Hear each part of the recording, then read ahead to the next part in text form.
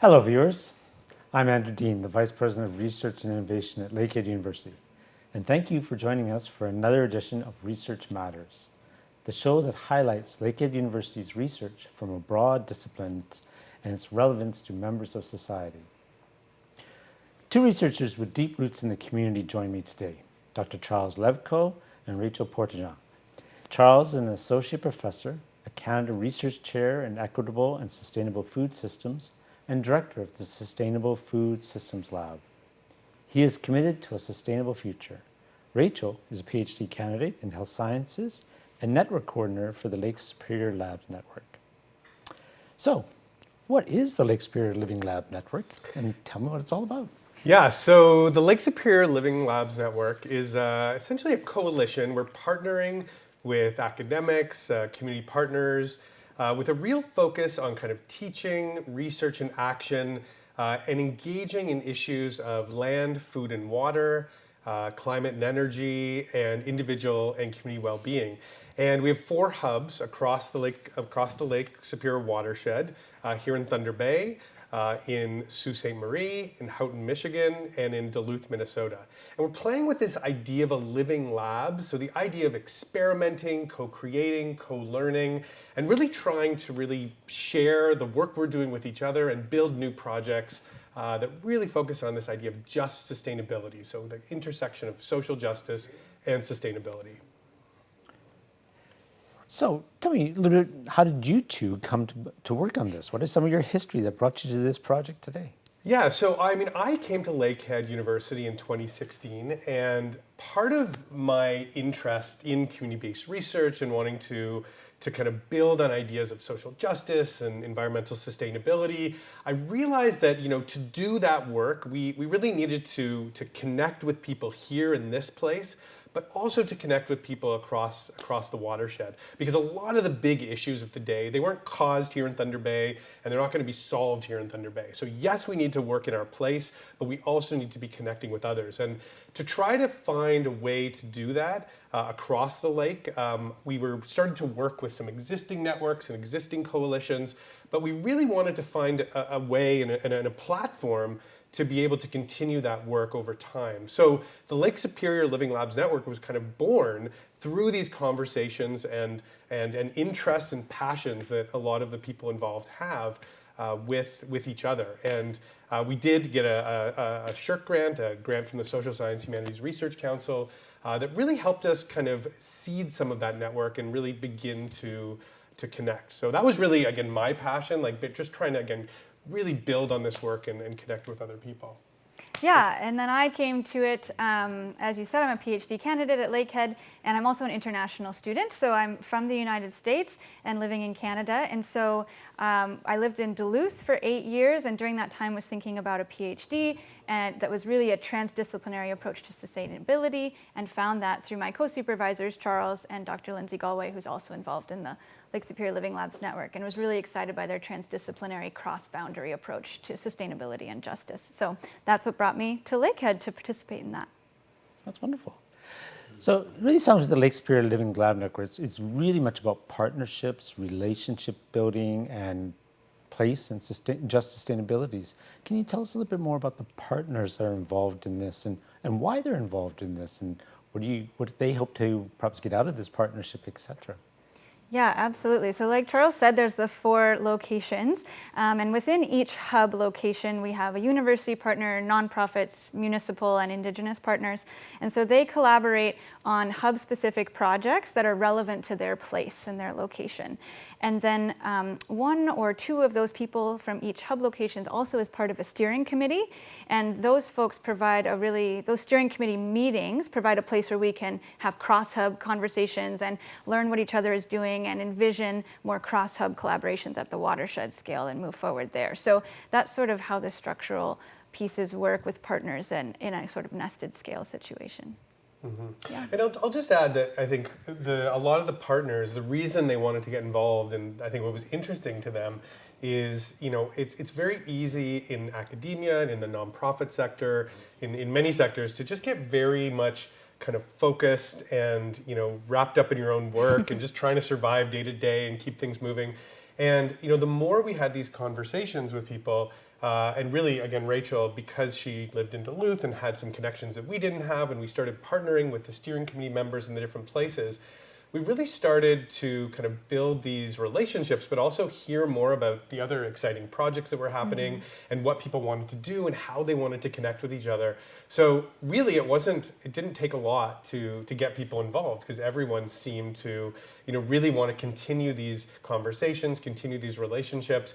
And we did get the funding prior to the pandemic, and the idea originally was to be moving people around more, to bring folks from Duluth here to Thunder Bay, to bring students and faculty and community partners and Indigenous folks over to Houghton, Michigan, or to Duluth, or to Sault Ste. Marie.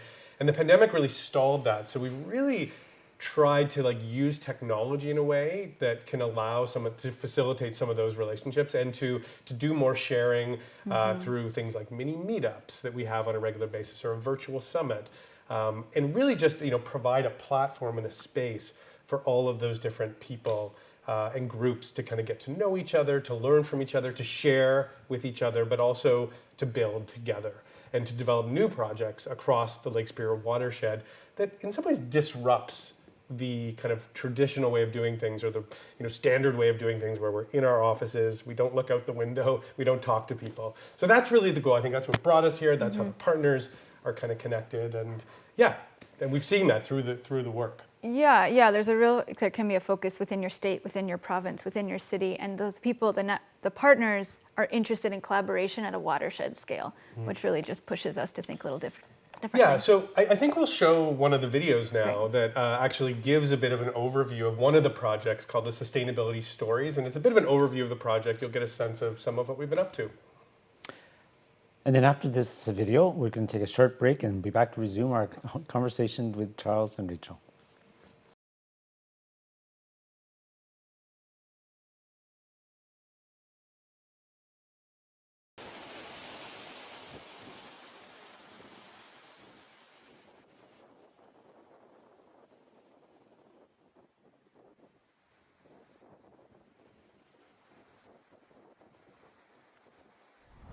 From a Anishinaabe perspectives about life, because you've heard many times before, everything has life. So you have to learn the teachings, the 7 grandfather teachings, how to look at that. In my language, when I say prayer, I say Nam'a. Nam'a means setting our life straight, So that whole philosophy of spirituality is based on what can I do to set my life straight. And when I look at these 4 elements of life of who I am, I'm made out of water, air, earth, and fire. There's a fire that's burning here. And if that fire is out of control, and I'm off balance, so I have to balance these 4 areas in my life. And if you look at Mother Earth these days, the fire, the water, the air, I think they're starting to see out of balance, fires going out of control, water contaminations, and the air that we breathe you don't have the good quality of air. So what happens is it affects my whole being.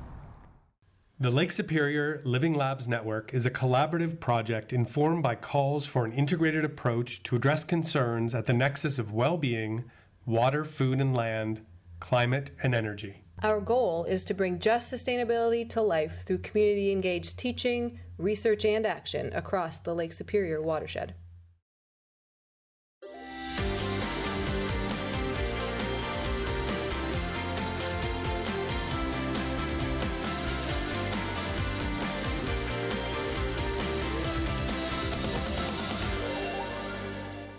Welcome back. You're watching Research Matters, and where we highlight Lakehead University's community-based research programs and projects. And here's an interesting fact. Did you know that in 2021, Research InfoSource announced that Lakehead University was the #1 university in Canada within our peer category for not-for-profit research income over the last 2 decades? In today's show, we meet 2 researchers from Lakehead University, Dr. Charles Levkoe and Rachel Portinga, who are sharing their research and their work across the Lake Superior watershed. Hey, can you highlight a few of the projects that are happening in this program? Yeah, I'm going to start off with talking about the Sustainability Stories project, which was a video series that we created to highlight research, teaching, and action happening around sustainability and justice in Thunder Bay. Specifically, we worked with a Lakehead student, Gavin Shields, to create the videos.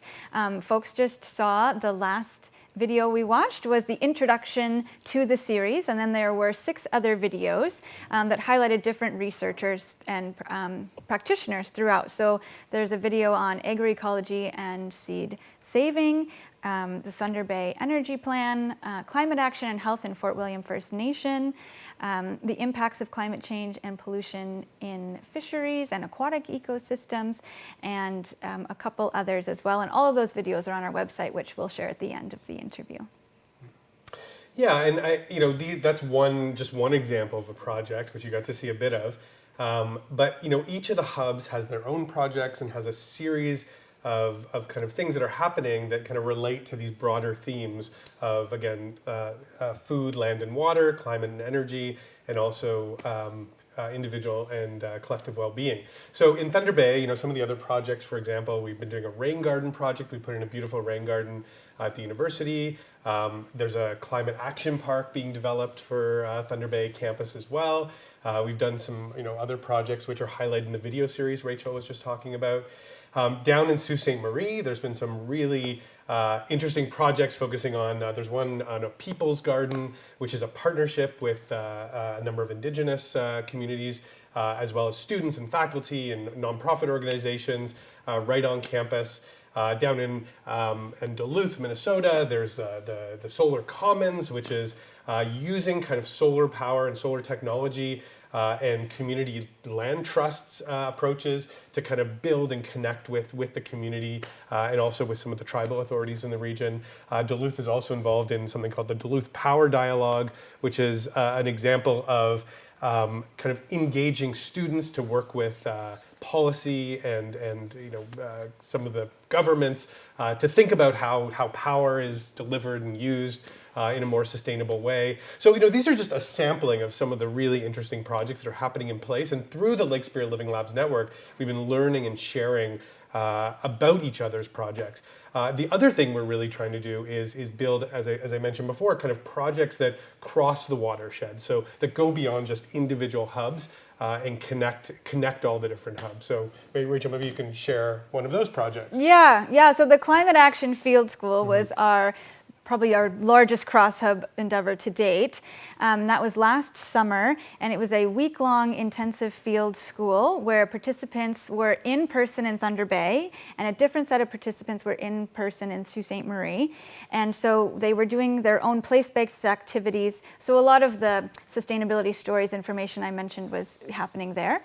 And then we had 4 points throughout the week where they engaged online across hubs, including Duluth and Houghton as well. Mm-hmm.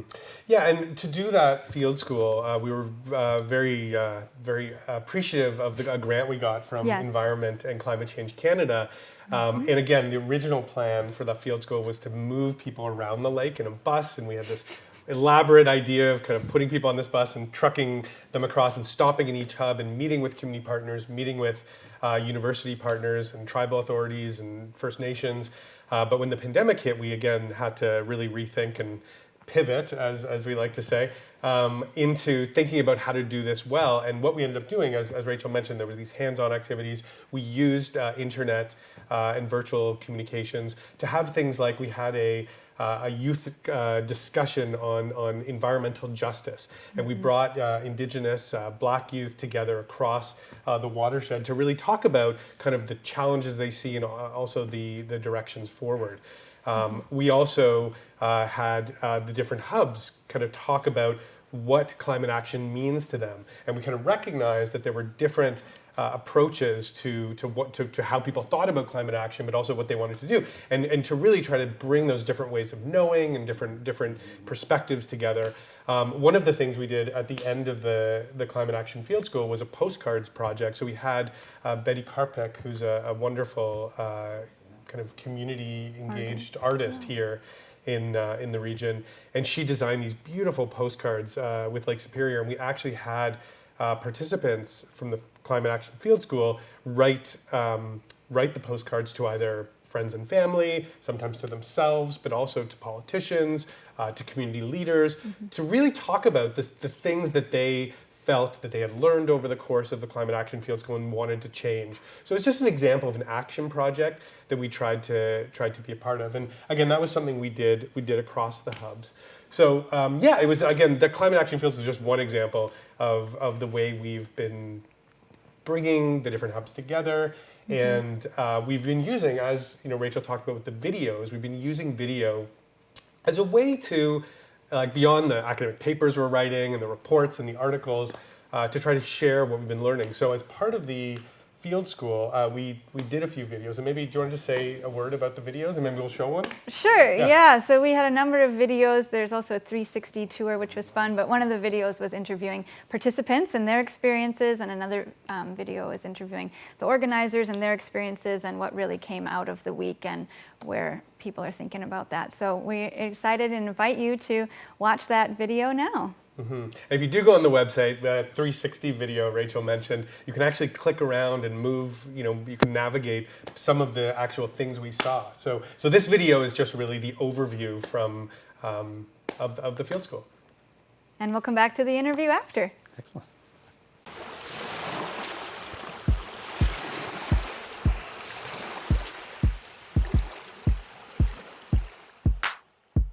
So what is climate action? I have been thinking about this question and these words for a really, really long time. Because I think climate change is not just a word, it's not just about the environment, it's about the relationships between us, between each other, and between us and the natural world that we are inherently part of.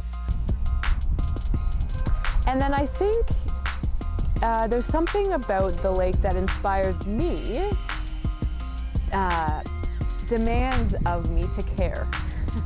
I don't think you can look and connect to this lake, be on this lake, and not care. I think it's almost impossible. So I think this is where what we need is care, a community of care, an economy of care, relationships of care, and I think the lake inspires and demands that of us. Does have to start with us, right? It has to start with the body and with who we are. And we all come from different or similar places, similar backgrounds, similar knowledge systems, cultures. How do we connect what we're doing here in this place to other people doing things in other places, to everyone who's doing those things and who needs those things? Really about all those pieces coming together. So it's everything, and it's internal and external and connected. So what do we want to see? What do we want the network to be?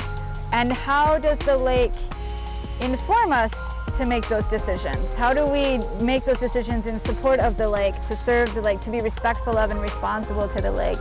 And with the Lake Superior Living Labs Network, we're trying to say, let's have the lake tell us that we're working around her and across her, and really letting her be the center heartbeat that we are trying to be responsible to. We are responsible to the lake.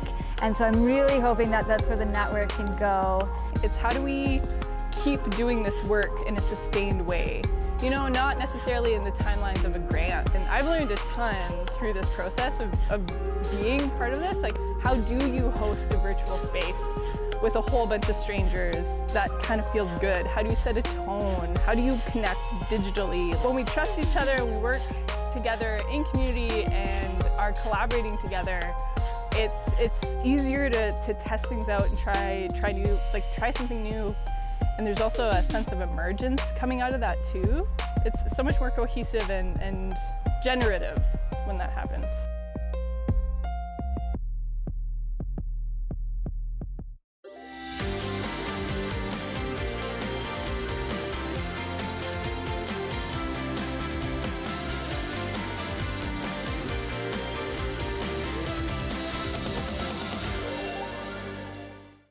Welcome back, everyone. You are watching Research Matters.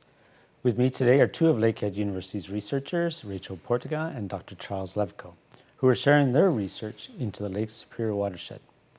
Well, as you both know, the title of this show is Research Matters. Can you tell us a little bit why you think this research matters to the people here and in general? Yeah, I think, from my perspective, too much research happens behind closed doors. It happens away from the people it's supposed to impact. And often at the end of that research, we come out with, we learned this, or here's what we have.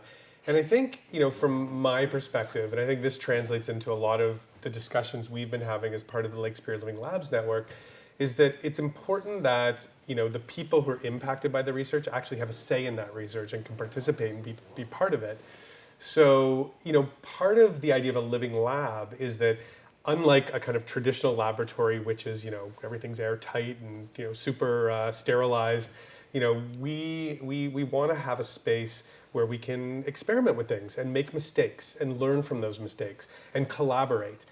So ideas of co-creation, interdisciplinarity, co-learning is a big part of this. So for us, I think research matters because research is something that has to come from the people most affected. The ideas need to come from them, the questions.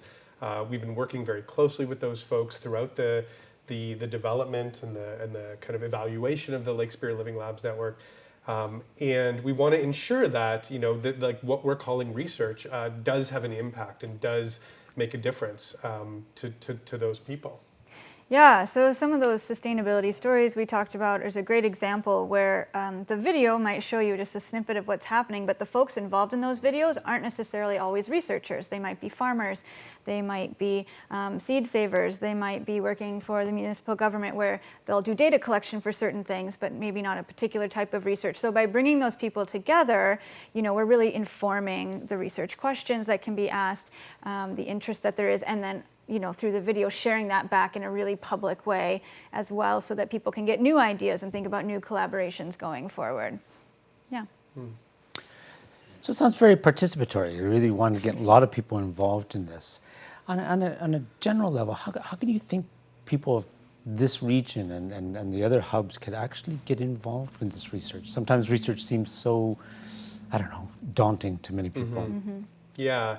Well, I think just building on even what Rachel said, a lot of the work that we're doing is we are doing surveys and interviews, and we do have a few students that are kind of using the Lake Superior Labs network platform to go and do their research and actually, kind of do focus groups and do interviews and learn about what's going on. But I think more important, maybe I'll say as important, is really highlighting the important work that people are doing across the watershed. So using again that idea of a watershed scale. So recognizing that here when we think of Lake Superior, we're talking about 2 countries, 3 states, multiple First Nations, multiple tribal authorities, and those kind of borders and boundaries can really constrain us. So using the watershed as a scale, Rachel you mentioned the term nested scales, right? So the idea of working in place, building across place, using a watershed scale approach to enabling people to learn about things going on in their communities, learning about nonprofit organizations or First Nations or academics that are doing exciting and interesting projects that really have potential, and giving them the opportunity to get involved. We've had lots of public events. We've had lots of opportunities for people to just come and meet others, sometimes social events.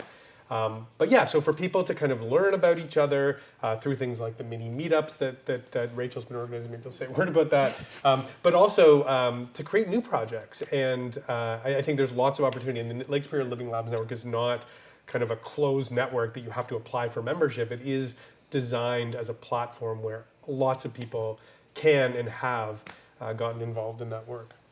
Yeah, so an example, talking about the Climate Action Field School, those participants were not folks who were already in the network, right? Those participants were largely youth who came and joined us for a week, and then the people leading sessions were generally involved in the Lake Superior Living Labs network, about 50%. And so they were able to go, for example, on a Voyageur canoe on Lake Superior, and we canoed over to an area of concern where pollution is actively entering Lake Superior every day.